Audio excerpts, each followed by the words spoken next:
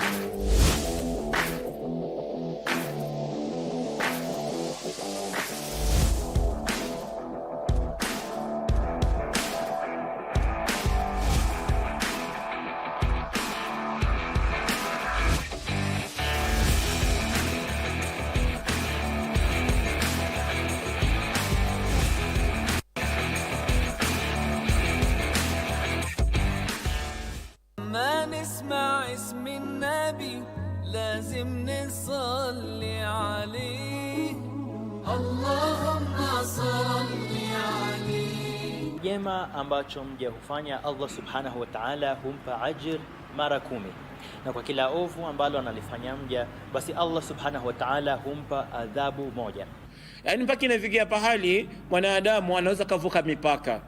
Ndio ile Mwenyezi Mungu anasema innal insana la yatgha, hakika mwanadamu huvuka mipaka. Arraahu staghna, anapoona Mwenyezi Mungu amemtajirisha, Mwenyezi Mungu amempatia kazi, Mwenyezi Mungu amempatia cheo, Mwenyezi Mungu amfanyia kadha na kadha na kadha, basi hujisahau.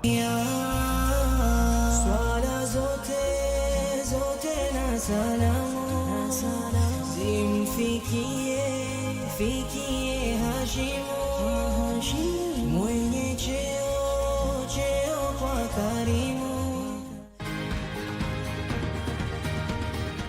Thank you for joining us on Healthy Living. Stay connected to Voice of America at voanews.com. A look at your kidneys and how they impact your health. And an expert discusses chronic kidney disease and how to protect yourself. And Ivorian psychologist Noor Bakayoko shares some insights on bullying and what can be done. It's important to avoid major events or major health crises. How do you know if your cough is due to a serious condition? We'll have some answers. Stay well and strive to make every day a healthy day.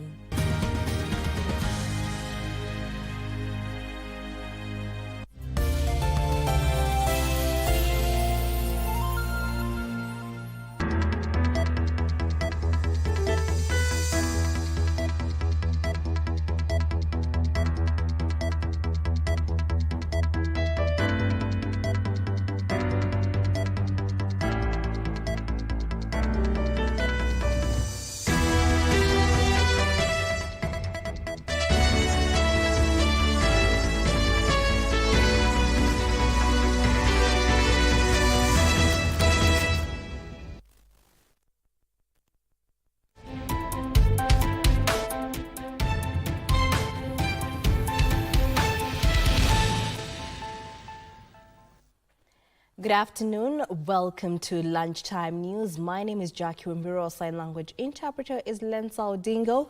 Well, we have a comprehensive bulletin lined up this afternoon.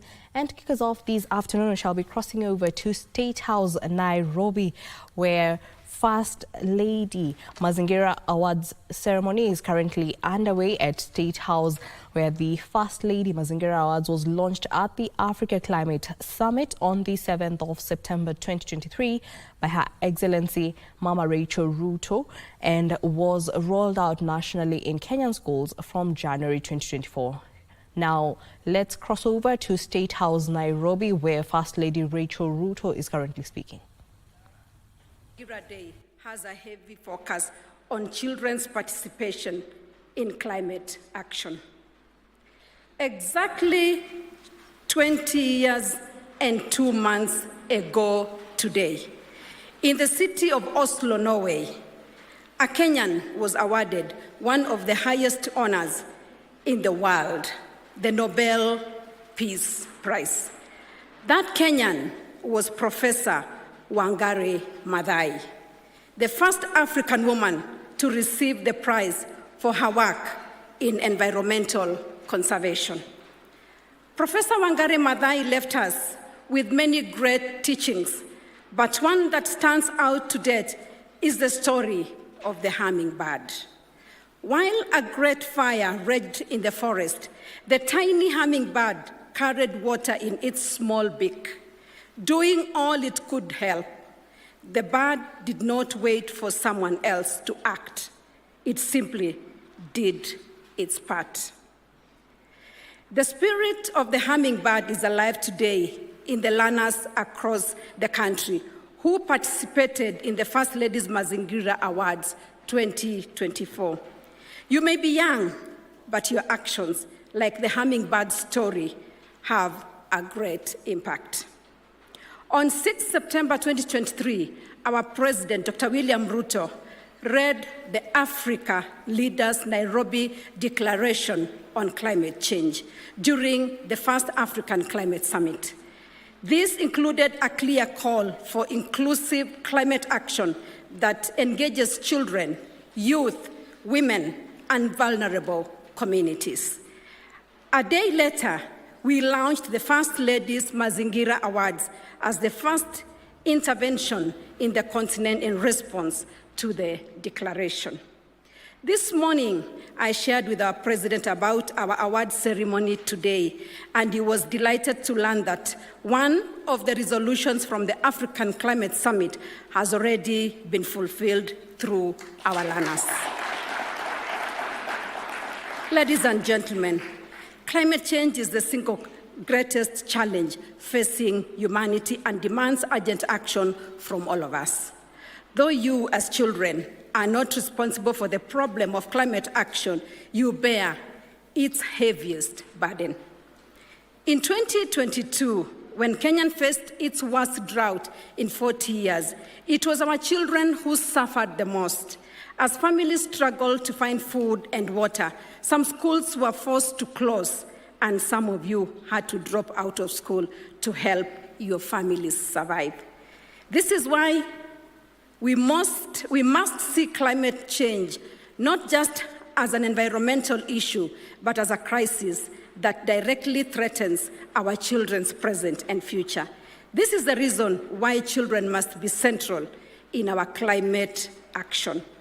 In December 2022, our president launched an ambitious plan to plant and grow 15 billion trees by 2032 to raise our national tree and forest cover to 30%.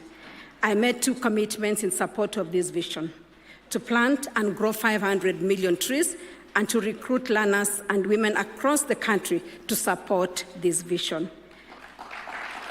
As participants in this award, you are now part of the Green Army that will protect and nurture our environment.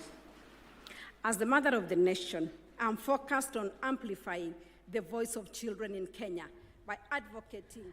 Well, that is First Lady Rachel Ruto, who is currently at State House, Nairobi, where the Mazingira Awards are currently underway, whereby it's an annual national challenge proving a platform for recognition and appreciation of young people making significant contributions in addressing climate change. Now, our reporter Yusuf Arya is following up on that report and will be keeping us updated in our subsequent bulletin later on. Now, in other news, Cabinet Secretary for Environment, Climate Change and Forestry Aden Duale led the Mazingira Day commemoration at the Nairobi Arboretum, calling on Kenyans to engage in environmental conservation efforts. He urged Kenyans to conduct cleanup activities to eliminate waste from homes, roads, parks and beaches, among other areas. Today's celebration followed President William Ruto's signing of the Statute Law Miscellaneous Amendments Bill 2024, which established October 10th as Mazingira Day, replacing Utamaduni Day as a national holiday dedicated to Kenya's environmental commitment. flowing artery of clean water through the city has become a stretch overwhelmed with waste and pollution. Cabinet Secretary for Environment, Climate and Forestry Aidan Duale, while leading the country in celebrating Mazingira Day, reiterated plans to enlist 20,000 young people to clean up and rehabilitate Nairobi River over the next 18 months. We want to engage over 20,000 young people solely to clean Nairobi River. In another 18 months, Nairobi River should be a river, not a sewage. Duale further announced plans to implement a color-coded garbage collection system, requiring every household and facility to separate waste in different garbage bins. This regulation is expected to significantly curb the pollution affecting urban rivers and communities. Next week, I'm going to gazette the color coding of the garbage that you are found in your houses. Every homestead must have, every facility must have different garbage bins for different waste, whether it's organic, dry, or wet. And we are going to have, NEMA has a responsibility to trace the waste, the garbage, from our homes, from our industries, to the dumping site. We are going to put to question those garbage collecting companies who are procured by Nairobi City County. Hatuwezi kubali takataka zote za Nairobi inaishia katika Nairobi rivers. In marking Mazingira Day, Kenyans have been urged to take steps in river cleanups, plant trees, and take on waste management at a personal and community level. Jacqueline Masharia for Lunchtime News. From environmental matters, Kakamega Governor Fernandes Barasa issued a stern warning to county revenue officers, stating that his administration will not tolerate underperformance or corruption within its ranks. Speaking at the county chambers during a consultative meeting with county executives and the Commission for Revenue Allocation, Barasa underscored Kakamega County government's determination to meet its 2.2 billion shillings revenue target for the current financial year. CRA Commissioner Hadija Nganyi urged county governments to step up efforts in generating their own resource revenue to reduce dependency on national transfers. Has stolen mutual receipts or permits, and then we are still keeping that stuff here because you're going through Chirmak, Hose. That is a fellow supposed to be suspended and sacked immediately. Gross misconduct where there is evidence, we should not waste time on people who have stolen and there is overwhelming evidence. On-source revenue gives counties financial independence. You don't have to go to anyone to beg for anything. If you have your own money, you'll know what to do. You'll be able to provide services to your people so that the people of Kakamega County enjoy the fruits of devolution. In other news, a family in Garsen stormed Garsen police station during protest to demand that police revealed the whereabouts of the 72-year-old King Abdullahi Ahmed, who was allegedly abducted by security personnel. They say they have not seen Ahmed since last Saturday when police in civilian clothes allegedly arrested him outside the police station. The family, together with relatives and friends, marched from their village carrying placards and singing justice songs, then took the police by surprise upon arrival at the station and demanded information on Ahmed's whereabouts. Mzee alikuwa ameshikwa mbele ya polisi na mzee alikuwa ameenda kuripoti kwa sababu kulikuwa na mzee mwingine ambaye ni huyu hapa amesimama kando yangu, alikuwa ametekwa nyara. Sasa hizi tumejaribu kuongea na vitengo vyote vya usalama ikiwemo National Intelligence Service, na tuliongea na DCI na National Police, na wote wamesema kuwa hawajamuona mzee. Tunataka tu mahali yuko tujue. Kama akona makosa, hatukatai kama akona makosa ipelekwe kotini. Kama hana makosa irejeshwe mahali ambayo ilishukuliwa. Hiyo ndio maombi kubwa ambayo tunataka. Locals in Motha Ward in Kitui County are living in fear after a newly built police station was vandalized by herders from a neighboring county following perennial clashes between farmers and camel herders. In a meeting held by local leaders in the county chaired by Motha Ward MCA Dominic Momisi, leaders called for calm as the government looked for a permanent solution to the clashes. Locals say they will hold a major security meeting next week to decide on the way forward. Kwa viongozi wa Tana River ambao wanapita wakichochea wananchi wakiwaambia hii ni nchi yao, ilihali wanajua kabisa hakuna nchi yao. Hiyo police station ilipojengwa imekaa pale karibu miezi 7 ikiwa na polisi wawili, and there's nobody who has ever vandalized that police station. Ni nini ilifanyika baada ya mkutano wa tarehe 22 pale Kalalane? Ni nini watu waliambiwa wakachochewa wakaenda kuharibu police station? Sisi kama wakaaji wa Mudha tunauliza serikali kama vile iwezekanavyo waondoe ngamila zile ziko Mudha kabisa. Sasa tunataka amani. Amani ndio tuko nayo saa hii. Oh, yes. Tunataka amani ikuwe Mudha yote. Yes. Tuko na wiki mbili tangu hiyo police station ya Kona Karidi yaharibiwa. Still on security matters, the human rights activists in Narok town have decried police reluctance to deal with rising insecurity in Narok County, led by Professor Maytemay Dapash. The activists questioned why 3 people who had been arrested in connection with the crimes were released from custody without being charged in court. Dapash claims there is enough evidence to link the 3 suspects with his son's murder, but police are not acting on it. However, Narok Governor Patrick Ntutu, accompanied by Narok County Commissioner Kipkech Lotiatia, assured Narok residents security will be enhanced and murder suspects will be arrested and jailed.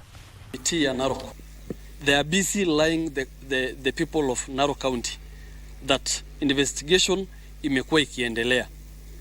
Kwa hivyo mimi ningependa kusema hiyo wiki 3 ambayo hao watu walikuwa ndani, investigation gani ambayo imekuwa ikiendelea?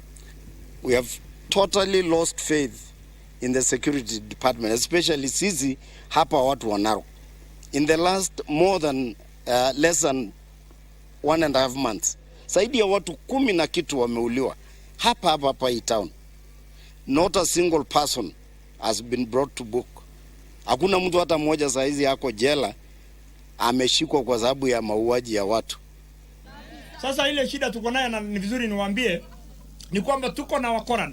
Tauni yetu inapoendelea kupanuka, kuna watu saa nyingine wakisikia huko Narok kuna ngano inafunwa, kuna mahindi inafunwa, hiyo ukora yote kutoka hizo kaunti zingine wanakuja hapa kwa sababu wanasema mmepata pesa. Hata wanafuata wale wazungu ya mara, wanasema hapa Narok ukienda kuna mambo ya kuibia watu. Sasa mimi naambia tu nyinyi muwe muangalifu. County Commissioner yuko hapa na amenihakikishia ya kwamba wale wote ambao walifanya hizo maafa wameshikwa, wanaosa huko kwa prison. And on to health matters, Machakos County has said striking medics will not be paid. Speaking in response to an industrial action which began on Wednesday, Machakos County Public Service Board Chairman Adbanas Mutisia accused the health workers of refusing to reach a compromise, saying the strike is likely to cost the county millions of shillings in lost revenue.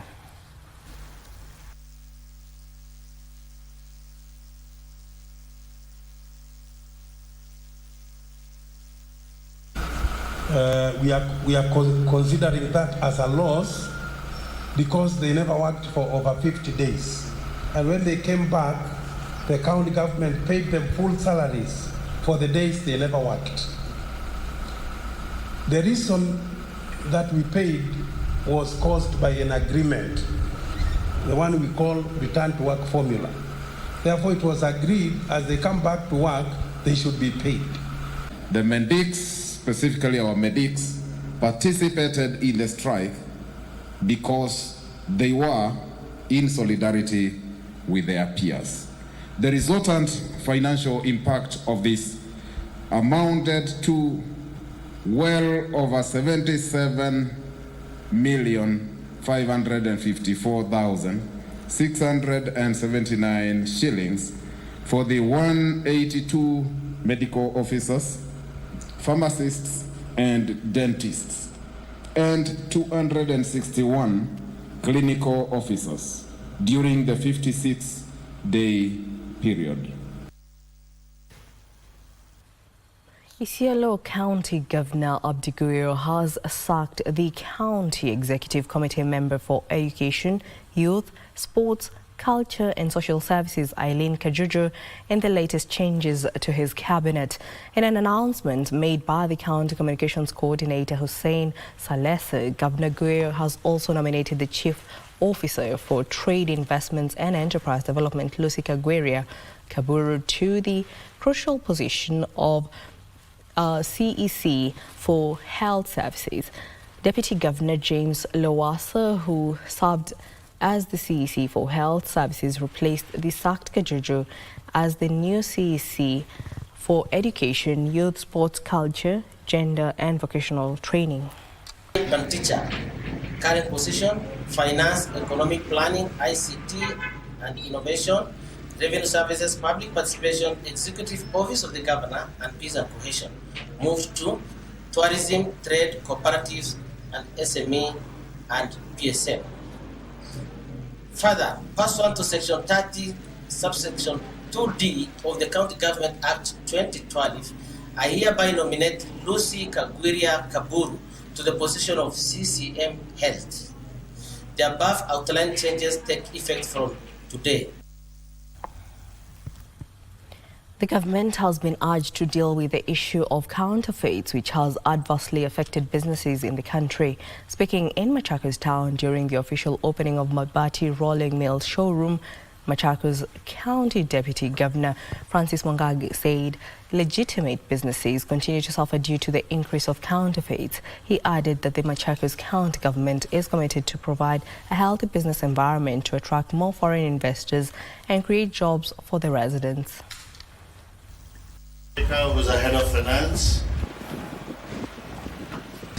We need to deal ruthlessly with counterfeits. These facts, they need to be dealt with. We need not to kill our businesses because of people selling fake items. And within second, because wewe ni Gen Z, na kuna Gen Z zingine hapa, hata CEO wako hapa ni Gen Z. My friend, deal ruthlessly when it comes to facts. Let them sell them elsewhere, not in this county. Because these organizations are paying a lot of taxes. Business in this county will not be the same. And whoever comes will have structure, established, well-functioning structure that we will use and move forward.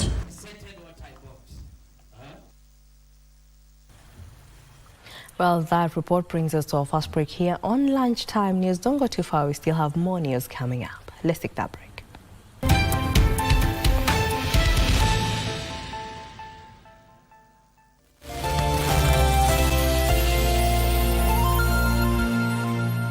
Harambee Stars are set to face Cameroon on the 11th October at 7 p.m. in Douala, Cameroon, before hosting the return leg in Kampala on the 14th October 2024 at 4 p.m. Catch the matches live on KBC Channel 1 as both teams chase slots at the 2025 Africa Cup of Nations. Live on KBC Channel 1, your true sports partner. Nasema kuna askari alichapwa. Vibaya sana, tena alikuwa analia kama mtoto. Akapiga nduru. Kama ya mama. Ilikuwa inasikika umbali gani? Ilikuwa 500,000 kilometers. Wewe, ongea ile kitu unaelewa. How did I beat you ati mimi peke yangu? Angalia height yako, angalia height yangu. Mimi ungesema nilikutolea bunduki ilikuwa mambo ingine. Mimi peke yangu niengezaje kukupiga? Alimkunguta, alimchapa, wacha alimchapa vibaya. Mpaka huyu askari anaanza kulia kama kitoto. Wewe mama, wewe mama. Wewe. Mbaya huyu ameenda China. Sasa wewe, na hii mwili yako yote. Huyu mzee anaweza kukupiga. Sasa wacha tu nikuuliza hata wewe. Nijibu kwanza. Si urani? Unakimbia? No, how do you run? Na wewe mwenyewe uko na bunduki, si ndio? Alikuwa na bunduki mwenzangu. Mimi nauliza wewe. Hata mimi nakuuliza wewe, alikuwa na bunduki? Hawezi kujibu swali na swali. Pascal, wewe hujui ninavyohisi kwa kufahamu kuwa Kabiru anakamatia mchanga wa nje. Achana na Linda. Acha kulazimisha Linda kukupenda. Siri. No. Wewe ni mkubwa wangu. Yote ulionishauri nimetekeleza. Ila nimegundua kuwa Kabiru ni mtu tofauti sana.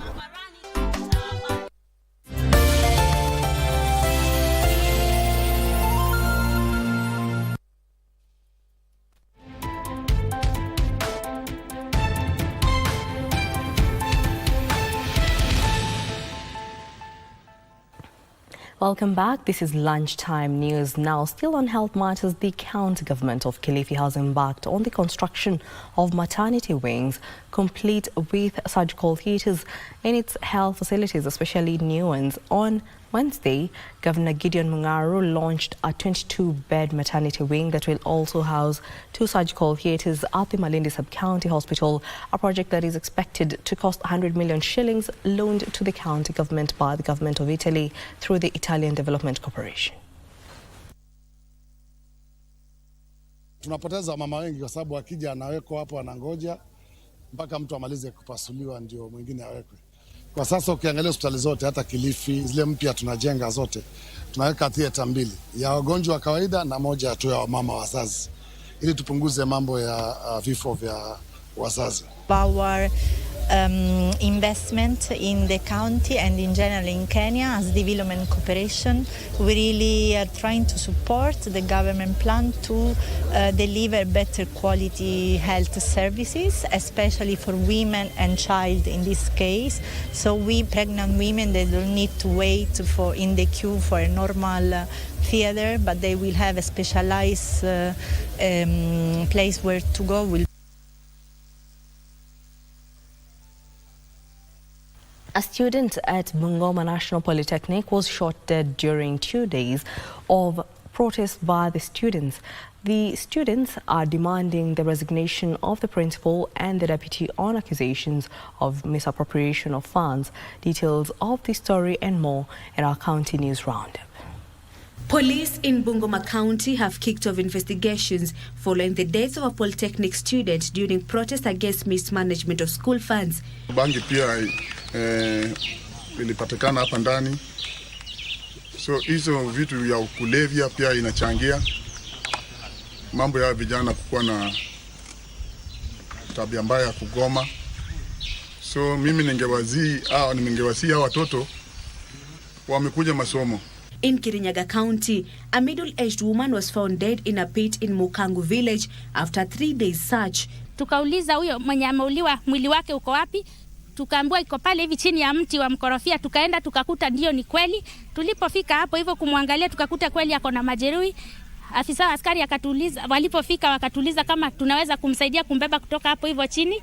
Tuliweza kupatiwa gloves, nikampendua nikiwa wa kwanza. Kwa ukweli ako na maumivu ya kichwa. Amedungwa hapa hivi, amegongwa kabisa kichwa na hata mguu kuna mahali amechomwa. Elsewhere, the Cabinet Secretary for Education, Julius Ogamba, has expressed concern over the 3.5 million youths aged between 15 and 25 who are not engaged in productive activities. TVET is coming in to ensure that we absorb as many of these students, as many of these youth, to skill them so that we can get them jobs here and outside. Yes. Meanwhile, the Ministry of Wildlife and Tourism has tasked the Wildlife Research and Training Institute to embark on a research to establish culprits behind the illegal game meat trade. We have seen some species are overpopulated, while others are underpopulated and almost facing extinction. But with proper research, we will be able to know ahead of time what the landscape looks like, and we can make proper policy decisions. And the Intergovernmental Authority on Development member states have committed to mainstreaming climate services into national policies, recognizing climate change as a critical threat to sustainable development. The integration of climate services into our decision-making processes will help us mitigate climate risks, protect our economies, and most importantly, safeguard the livelihoods of our people. Finally, Machakos County Governor Wavinya Ndeti has announced that admissions for the first cohort at Machakos Youth Service Center will commence on November 1st, 2024. The center will enroll 1,000 students twice a year, providing them with vital skills that will shape their career lives. We have had high cases of young men and women in Machakos County committing suicide because they wanaona wamefika mwisho. Yeah.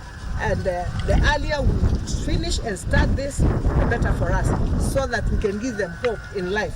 And once they finish training and taking the course that they want, we'll be able to give them some funds to start their own. Well, Kenya joined the rest of the world to mark the World Mental Health Day 2024, and the Cabinet Secretary for Health, Dr. Deborah Barasa, presided over the World Mental Health Day event and launch at the Mathari National Referral and Referral Hospital Strategic Plan and the Employee Wellness and Welfare Policy.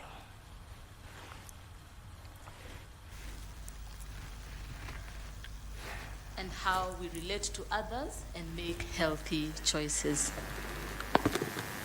Thank you.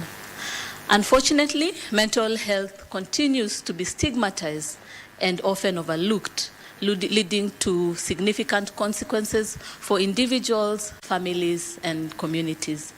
A significant portion of a person's life is spent in the workplace, and this environment can have a profound impact on their mental well-being. While meaningful work can offer numerous benefits, harmful work conditions can lead to serious mental health issues. And the Task Force on Mental Health 2020 in Kenya underscored the critical role of workforce factors in contributing to mental health challenges among the Kenyan population. This highlights the urgent need for workplace to prioritize mental health, in the workplace, and create supportive environment for their employees. So, ladies and gentlemen, mental health problems, as we know, extend far beyond individuals, as even we have listened to the experiences. It impacts families, communities, and the society at large. It equally affects the socio-economic growth in Kenya, with a loss of almost 0.6% of GDP, as was seen in 2020.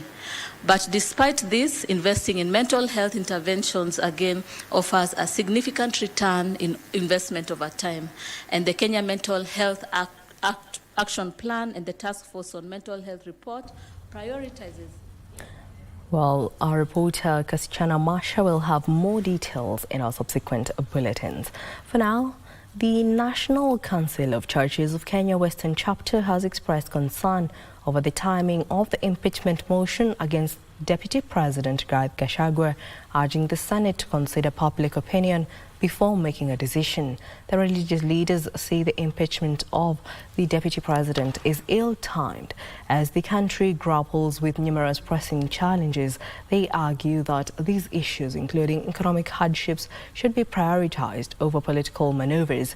They further called on the government to delay the implementation of the new Social Health Insurance Fund, saying Kenyans are facing challenges in accessing healthcare services.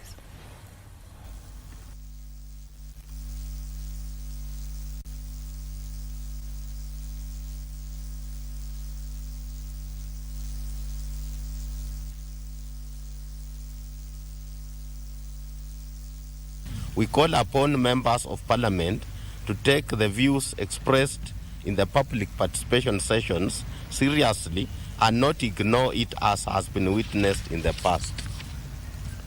We are, however, concerned that this process is ostensibly being used to divert the citizens' attention from the salient issues that are killing the nation. Hata kama Gachagua alikuwa ameenda kando na maadili yake ama ya ofisi hiyo, hakuenda wakati huu. Haya ni mambo ametenda kuanzia hapo kitambo. Ilifikaje sasa ndio wakati huu ndio imeonekana kwamba atolewe kwa ofisi? Sisi kama kanisa ndio tunaona timing yake inajaribu kufunika yale maneno ambayo yalikuwa naendelea. Wafanyikazi wa NHIF wako na experience vile walikuwa wanafanya, na tunaonelea tuwarudishe kwa NHIF alafu wafanye amendments within the NHIF yenye wangefanya kwa isha ama this universal health care yenye wametupatia hii, kwa sababu wananchi wengi hawaelewi mambo ya technology. Revert to NHIF until SHIF is ready. It is extremely saddening for us, the clergy, to watch the massive suffering of our congregation and communities we serve who are unable to access medical care. And on to education matters, the Homa Bay County Governor Gladys Wanga has commissioned the Genoa Ondoa County Classrooms project aiming to modernize classrooms and boost education in the county. Launched 3 months ago, the project aims to construct 240 modern classrooms using a community-led, labor-based approach. Speaking at the Asumbi Comprehensive School in the Rangwe sub-county, Governor Wanga emphasized that the project aims to instill a sense of ownership within the local community and stimulate the local economy.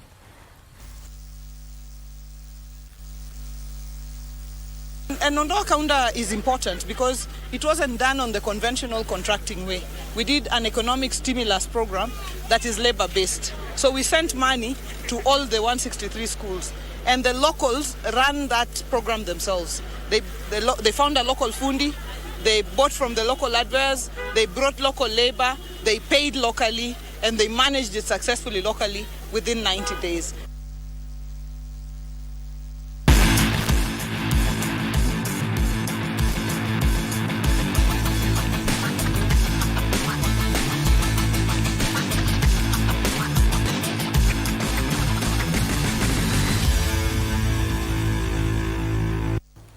And now in the sports arena, Harambee Stars tactician Engin Ferret has named his final 24-man squad ahead of the crucial two-legged 2025 Africa Cup of Nations qualifiers against the indomitable Lions of Cameroon.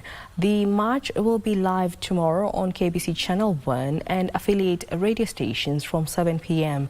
Among the players dropped from the final squad are Tusker FC's David Odoyo, who recently received his first national team call-up, Ulinzi Stars' Boniface Moshiri, and AFC Leopards' Sydney Lokale. Gor Mahia's midfield maestro Austin Othiambo will miss out due to injury.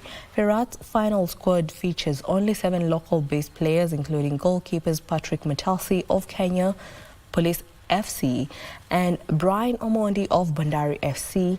Key players Daniel Onyembe and Michael Ludunga, who missed the September matches, returned to the squad, while Adam Wilson and Alfred Criven, who were unavailable in previous fixtures, have also been included. Kenya currently leads Group J with 4 points, tied with Cameroon after 2 rounds of matches.